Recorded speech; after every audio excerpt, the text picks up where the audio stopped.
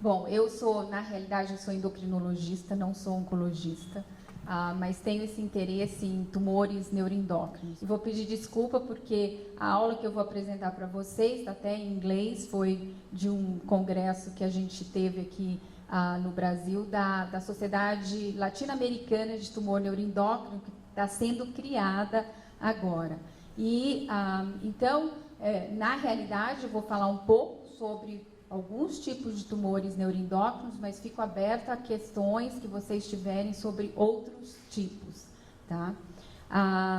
O que é importante saber é que os tumores neuroendócrinos é um grupo de tumores heterogêneos, que eles se originam de células neuroendócrinas que são localizadas em diversas áreas do organismo. A apresentação clínica vai depender se esses tumores são funcionantes ou não, porque as células neuroendócrinas, elas são, como a gente diz, pluripotentes. Elas têm a possibilidade de não produzir nenhum hormônio, mas pode produzir diversos tipos de hormônios, e as manifestações clínicas vão ser de acordo com o tipo de secreção hormonal. Também é importante saber que vários desses tumores neuroendócrinos podem ser hereditários, tá? Quando eles são hereditários, eles são associados a várias síndromes genéticas, como a neoplasia endócrina múltipla tipo 1, né, que o indivíduo pode desenvolver tumores pancreáticos, neuroendócrinos pancreáticos, da paratireoide, que também o adenoma paratireoidiano é também um tumor neuroendócrino, e hipofisário. Tá? A neoplasia endócrina múltipla tipo 2, em que a manifestação mais importante é o carcinoma medular de tireoide, que se origina não da célula folicular que produz o hormônio tireoidiano, mas da célula C que produz calcitonina, que é uma célula também de origem neuroendócrina. A von Hippel-Lindau, em que uma das manifestações tem o feocromocitoma, e neurofibromatose tipo 1, que tem o somatostatinoma duodenal, e também casos de feocromocitoma. Então, como eu falei para vocês, essas células são pluripotentes e podem produzir diversos peptídeos. E aqui mostrando os diversos tipos de células neuroendócrinas, né? As células D, as células enterocromafins, eu acho que esse não está funcionando direito.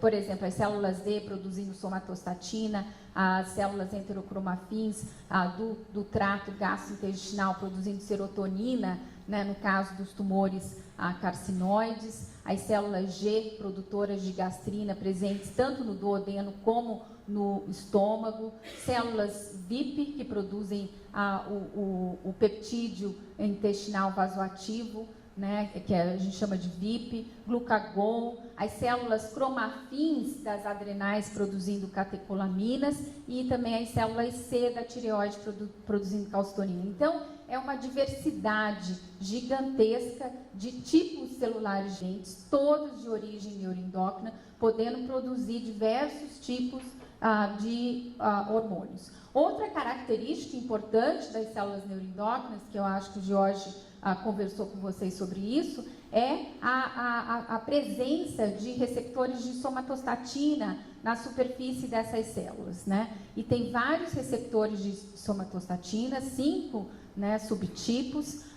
O tipo 2 é o mais frequentemente expresso nesses tumores neuroendócrinos, seguidos por 1, 5 e 3. Tá? E isso é importante não só para o diagnóstico, que a gente utiliza, por exemplo, o OctreoScan, e mais recentemente, que está sendo muito utilizado na Europa, já entrando nos guidelines de avaliação diagnóstica, né, o Galho 68 PET-CT, que eu acho que o Jorge deve ter comentado.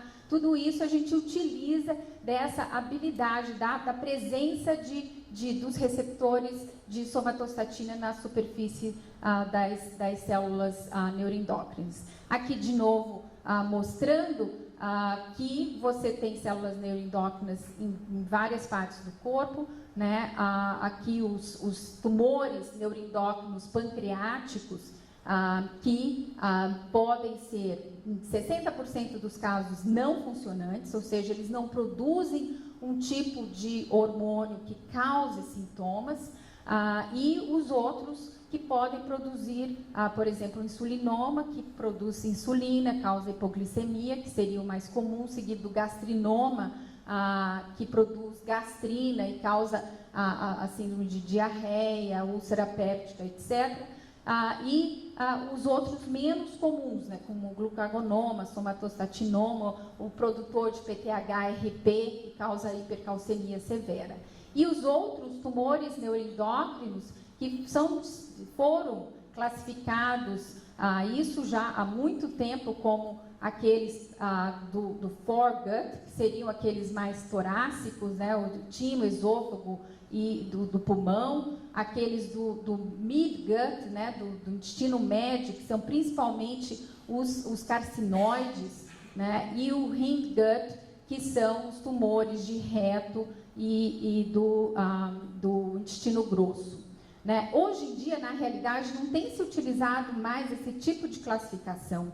Hoje em dia, eles são utilizados como tumores neuroendócrinos bem diferenciados, e pouco diferenciados seriam os tumores, os carcinomas neuroendócrinos. Você gradua mais em relação ao KI67. Né? Se é menos que 2%, ele é bem diferenciado. Aí tem o tipo 2, né, o estadio 2, que são aqueles que têm entre 2% e 20%, e os pouco diferenciados, que seriam neuroendócrinos, carcinomas neuroendócrinos, acima de 20% de KI67. E aqui, aqueles derivados, os neuroendócrinos derivados das células cromafins, que inclui o feocromocitoma, que é quando ele se origina na suprarrenal, e o paraganglioma, quando se origina nos gânglios parasimpáticos do abdômen, da região torácica e mesmo cabeça e pescoço. Tá? Aqui mostrando a história natural do tumor neuroendócrino. Geralmente é um tumor indolente. Então, isso é importante no tratamento desses pacientes. Muitas vezes o diagnóstico é feito tardiamente, porque os sintomas começam e não são muito específicos, né? E aí, esses pacientes vivem há muito tempo com o tumor. E isso é a importância dos tipos de tratamentos que são feitos, né? Principalmente os tratamentos APR-RT, que eu acho que realmente é importante em muitos pacientes, e o controle da doença. Muitas vezes você não tem como curar o paciente. A cura só é obtida através da cirurgia quando o tumor é localizado. Se o tumor não é mais localizado, aí realmente são várias abordagens terapêuticas que têm que ser utilizadas para controle da doença. Tá?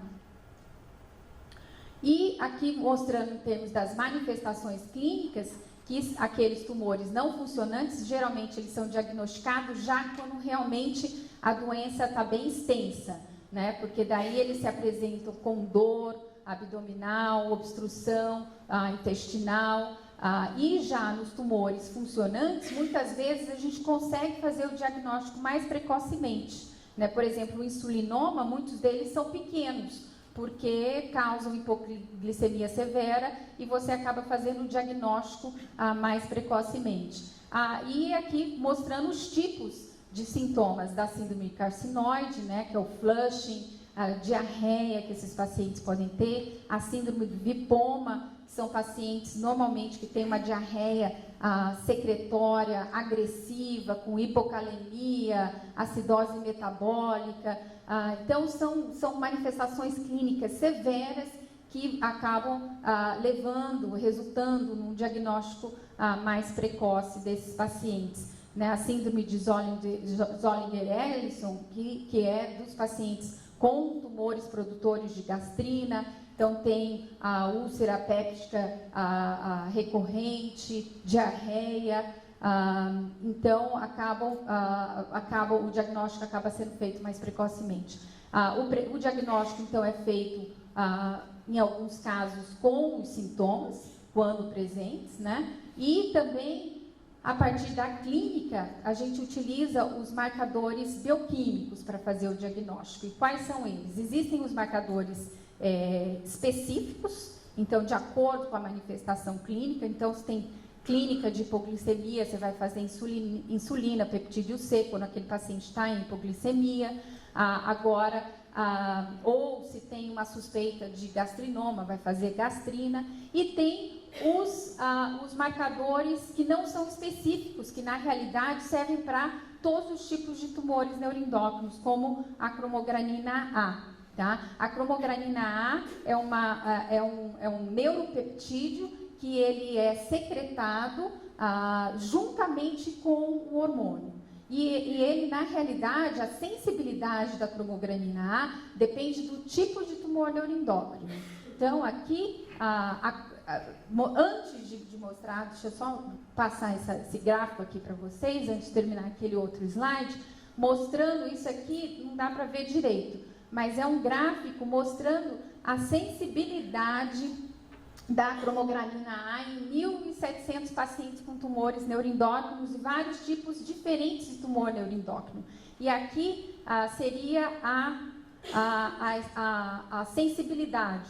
Então, existem tumores, por exemplo, da síndrome de Zolliger-Ellison, os tumores, os carcinoides, que aqui estão como ECL, né, das células enterocromafins, a cromogranina A é altamente sensível. Já existem outros tumores, por exemplo, paragangliomas ou mesmo carcinoma medular de tireoide, que vocês podem ver aqui abaixo, que a sensibilidade da cromogranina A é bem baixa. E, por exemplo, no carcinoma medular de tireoide, a gente acaba não utilizando cromogranina A como marcador, porque existem outros marcadores melhores, que, por exemplo, a calcitonina e o CEA. Então, existe uma gama grande de sensibilidade em relação à cromogranina A, mas quando ela é alta, você é um ótimo marcador para seguir a resposta ao tratamento, né? Principalmente, por exemplo, se você usa PRRT, ou se faz cirurgia, ou se usa quimioterapia. Então, se a cromogranina é alta, ao diagnóstico, ela é um ótimo marcador para você fazer o segmento daquele paciente. E ela é utilizada também na imunohistoquímica. Então, quando é feita a cirurgia ou a biópsia, a maneira como você realmente confirma que é um tumor neuroendócrino é através da imunohistoquímica, que é positiva para a cromogranina A e sinaptofisina. Sinaptofisina também um neuropeptídeo. Tá? E em relação aos... Obviamente o Jorge falou sobre isso, está na aula, isso é mais uma aula geral, mostrando os tipos de exames radiológicos que a gente utiliza na avaliação dos tumores neuroendócrinos. O OctroScan, que é muito utilizado no nosso meio, tem uma ótima sensibilidade e especificidade, né? A tomografia computadorizada e ressonância magnética, que também sempre é utilizada. E, assim, muito importante nos tumores neuroendócrinos pancreáticos e duodenais é a endoscopia, a ultrassonografia endoscópica, tá? Porque além de você, na realidade,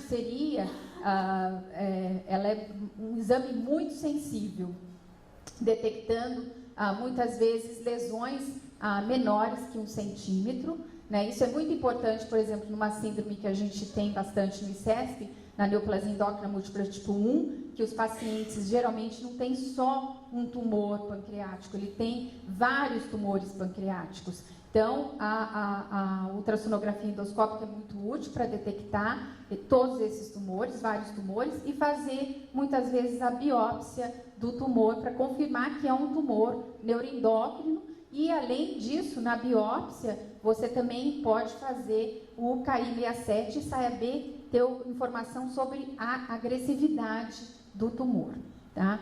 E, obviamente, o PET-CT, que eu acho que o Jorge deve ter comentado, né, com o FDG, que não é muito útil naqueles tumores bem diferenciados, né, porque realmente a sensibilidade é bem maior nos tumores pouco diferenciados com alto metabolismo glicolítico. Mas agora, eu acabei de vir, na realidade, por isso que eu estou meio tonta, porque eu vim do Congresso Europeu de Tumor Neuroendócrino, e isso que eu falei, realmente já faz parte, na Europa, o Galho 68 PET-CT já está substituindo o OctroScan. Isso, assim, foi muito claro esse ano, essa mensagem que foi passada, que realmente substitui o Octreoscan. Aqui, de novo, algo que eu já comentei com vocês, é a importância de saber, compreender que é uma doença indolente, né? Então, a sobrevida mediana para aqueles tumores neuroendócrinos locais pode chegar a 18,6 anos e 9,3 anos quando eles são já extensos localmente. Aproximadamente 1/3 dos tumores são metastáticos ao diagnóstico e, obviamente, quando eles são metastáticos, eles têm um prognóstico pior. Tá? Mas aí vocês podem ver que mesmo aqueles tumores com doença mesmo aqueles pacientes com doença metastática, eles podem sobreviver alguns anos, né? Aqui, em relação um pouquinho à neoplasia endócrina múltipla tipo 1, né, aqui mostrando, como eu já falei, uma peça de pâncreas, mostrando a quantidade de tumores pancreáticos, né, que tem. Todas essas lesões são vários tumores pancreáticos. E o que é interessante, isso aqui era de um paciente com gastrinoma, mostrando o quê? Que o gastrinoma, na neoplasia endócrina múltipla tipo 1, a localização mais frequente, na realidade, não é o pâncreas, é o duodeno. Então, é muito importante que o cirurgião realmente faça a exploração do duodeno para fazer a ressecção, e normalmente são vários tumores. Isso é o característico dessa síndrome, que são a presença de vários de tumores multifocais, né? Aqui, novamente, mostrando que o pâncreas não é o único órgão afetado. Na realidade, a manifestação mais frequente é o hiperparatireoidismo primário nesses pacientes. Mais de 90% dos indivíduos portadores de uma mutação no gene MEI1 desenvolvem hiperparatireoidismo, aproximadamente 40% a 50% desenvolvem os tumores pancreáticos e ao redor de 20% pode desenvolver tumores hipofisários. E a penetrância é de aos 40 anos é quase total, né? 50 anos quase total.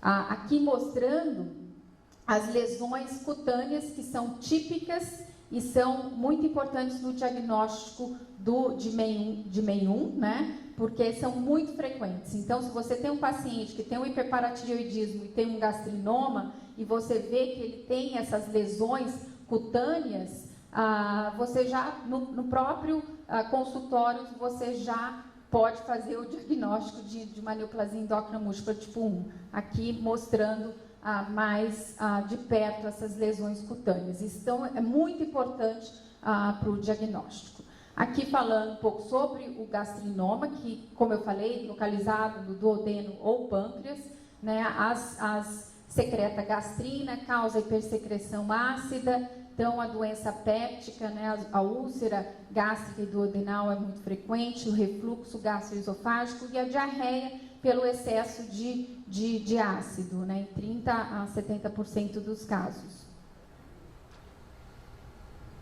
O diagnóstico, a gente faz sintomas, mais a gastrina elevada.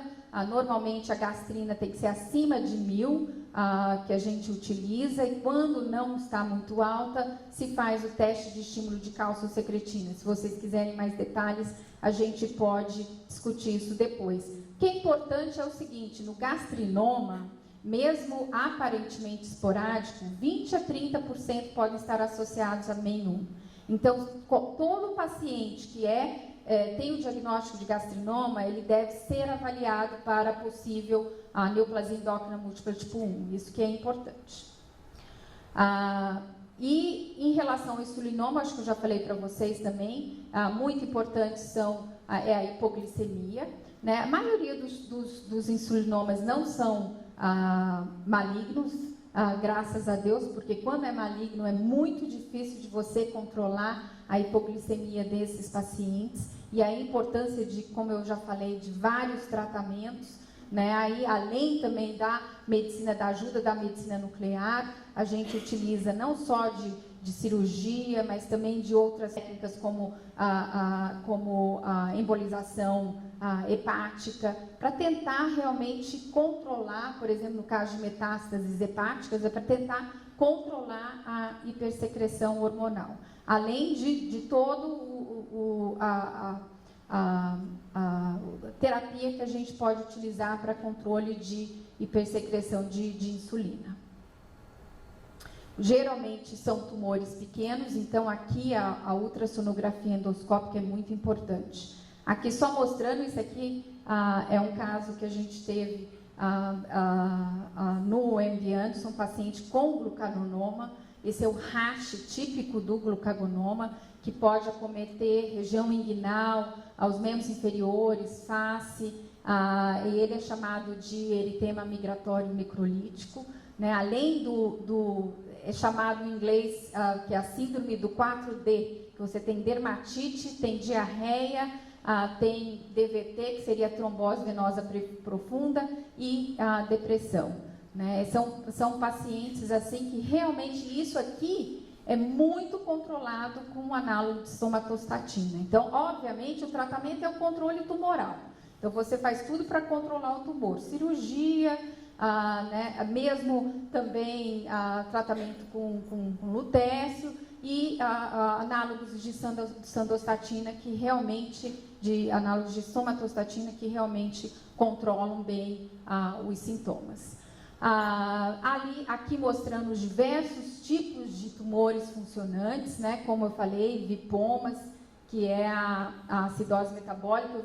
Tive um paciente que eu segui, quando ainda residente na endocrinologia, que ele ficou 18 anos com a doença, ele tinha lipomas. Então, todos os residentes e fellows de endocrinologia tiveram contato com esse paciente, mas isso é para vocês notarem quão indolente é essa doença. E interessante que o tumor, muitas vezes, ele não produz só um hormônio, ele começa, sem mais nem menos, a produzir outro tipo de hormônio. Então, um dos hormônios, por exemplo, de pacientes com lipoma, algumas vezes eles começam a desenvolver hipercalcemia. Aí você pensa, está com hiperparatiroidismo primário, mas não, é o tumor produzindo PTH-RP. Então, isso é muito interessante nesses pacientes com tumores neuroendócrinos. Finalmente, falando um pouquinho sobre a síndrome carcinoide, né, que, novamente, é uma constelação de sintomas, que é mediado por vários peptídeos vasoativos que são produzidos pelo próprio tumor, não só a serotonina, mas histamina, etc., e ela geralmente está associada com os tumores de mid-gut, né, de intestino médio, com metástases hepáticas, tá? E também alguns tumores brônquicos e carcinoides ovarianos que podem produzir a síndrome carcinoide. O que é importante é realmente o flush. Muitas vezes o paciente nem sabe, ele fica vermelho, ele nem sente o calor do flush, mas ele fica vermelho, principalmente quando ele toma alguma bebida alcoólica. Isso pode predispor ao flush. Além disso, ele pode ter wheezing pela broncoconstrição, não são sintomas asmáticos, diarreia, e podem, obviamente, pela regurgitação da válvula tricúspide, insuficiência tricúspide, e estenose pulmonar pode desenvolver a insuficiência cardíaca. Aqui só mostrando no carcinoide quais são os sintomas mais frequentes, que é flushing e diarreia. O metabólito que é produzido é a serotonina. Como que você faz esse diagnóstico? Na realidade, a gente não mede. Existe até uma maneira de você medir diretamente a serotonina no sangue, mas não é a melhor maneira de você fazer o diagnóstico. O diagnóstico, quando tem suspeita de síndrome carcinoide, é através da dosagem do metabólito da serotonina, que é o 5-HIAA, na urina. Tá? E o tratamento, como eu falei aqui para vocês, geralmente são vários tratamentos necessários para controlar o tumor e os sintomas. Cirurgia, né, muitas vezes procedimentos de debulking, que é não só cirurgia, mas embolização, crioablação, a ablação por radiofrequência. A quimioterapia sistêmica, que é utilizada naqueles pacientes com doença mais agressiva, KM67 acima de 20%, doença progressiva e sintomática, né? E os novos tratamentos alvos, como sunitinib, everolimus, e agora também alguns estudos com o pazopanib, né? A terapia com radionuclídeo, como que eu posso falar? Vocês sabem muito melhor do que eu, né? PRRT, e a bioterapia, que são os análogos de somatostatina, que são muito utilizados nesses pacientes, né? Que são utilizados não só para controle de doença, mas também controle de sintomas. E aí a gente tem também vários outros tratamentos específicos. Tratamento específico para hipoglicemia, no caso dos insulinomas, os tratamentos para gastrinoma, para controlar a hipersecreção gástrica, que é interessante, por exemplo, é saber a dose. Muitas vezes você precisa de doses altas, principalmente no gastrinoma associado à neoplasia endócrina múltipla tipo 1, né? Você precisa altas doses dos inibidores de bomba de próton, né? Omeprazol, lansoprazol, etc. E, como eu falei, os análogos de somatostatina, que são realmente muito importantes, não só para controle dos sintomas, mas também já demonstrado em estudos, como o estudo do PROMID, com controle de volume tumoral.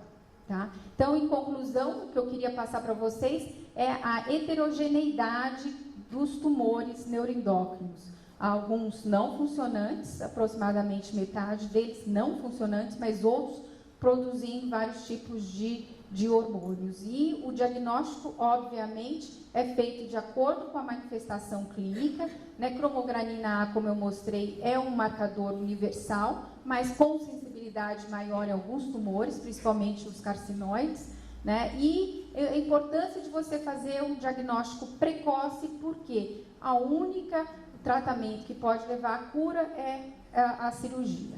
Todos os outros tratamentos são para controle de sintomas e controle do volume tumoral, visando estabilizar a doença. É isso, muito obrigada, desculpe.